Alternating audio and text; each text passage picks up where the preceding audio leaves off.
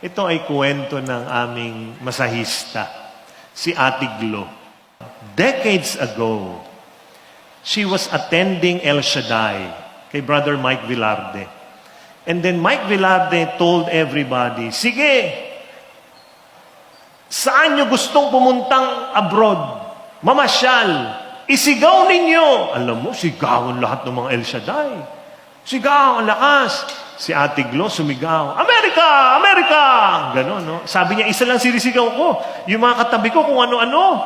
Last June, may nag-message sa kanya, yung nanay na nandito sa Pilipinas, gustong pumunta ng Amerika, walang kasama, baka gusto mong samahan. A-applyan ka namin ng caregiver na dokumento. Tapos ilakad mo sa embassy. So siya naman parang, hoy.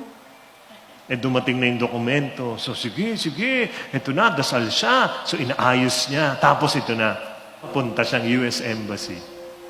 Pagpasok niya, tahimik lang siya talaga. Pero lahat ng mga tao, pinapalinya na. Siya at mga ilan, hindi sila masyadong ginagalaw. So siya, hindi siya kanina pa ako. Hindi, talaga naghihintay lang siya. Siguro hindi siya nakita, sobrang liit, no? Hindi ko alam. Talaga nandun lang siya. Tapos naririnig niya, sana hindi tayo makapila dyan. Sa konsul na yan. Ang sungit. Lahat ng umaalis, umiiyak. Denied. Nako, siya naman, Lord.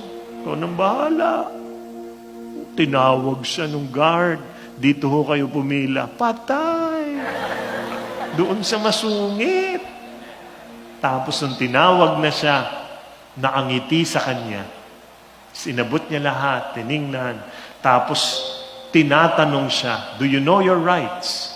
That you are going to work, you know how much you will be paid. Ganyan. Siya naman po, yes.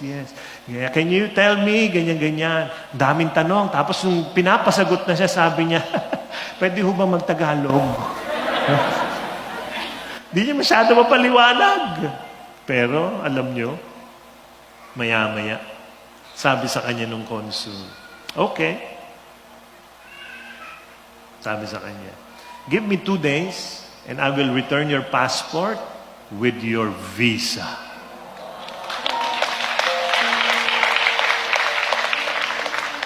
Alam mo, dumating yung visa niya, hindi man lang niya alam. Multiple visa. Aalis na siya next week. And she will be back January. And she massaged us last night, kaming lahat. Kaya pagkatapos niya ako masahiin, sabi ko sa kanya, Ate Glo, hindi man masarap sabihin ito, ha? Magandang sabihin. Pero sasabihin ko sa iyo, mamimiss ka ng katawang ko.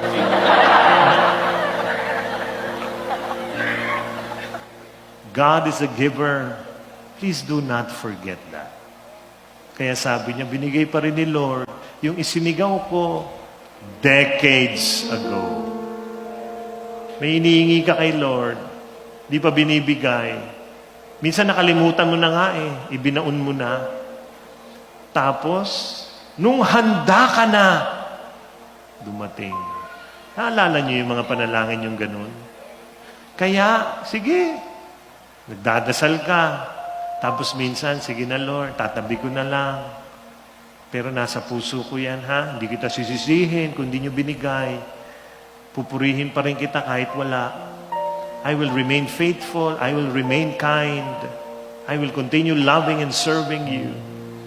And you know what God is doing? He is preparing you. He is a giver. He will not give something to you that you will just throw away. Alam niya hindi ka handa Pag binigay sa'yo, tatapon mo. Parang maliit na bata. Yung maliit na bata gustong kumain ng ice cream. Pag binigyan mo ng cone na may ice cream, matatapon niya yan. Alam niya, bata ka pa. Lumaki ka pa konti para yung kamay mo lumaki, para mahawakan mo yung gusto mo. Ikaw ang hinahanda ng Diyos. He is a giver. He wants to give to you what you want, what you need. He knows also it will not be good for you. But He knows very well when to give it to you. Kailan? Maghintay ka lang. Mahal na mahal ka ng Diyos. Sa paghihintay mong ito, damahin mo na mahal ka niya. Kasi pag binigay niya ngayon, baka itapon mo lang. Sayang. Sayang. God is a giver. And He gives in the perfect time because He is merciful.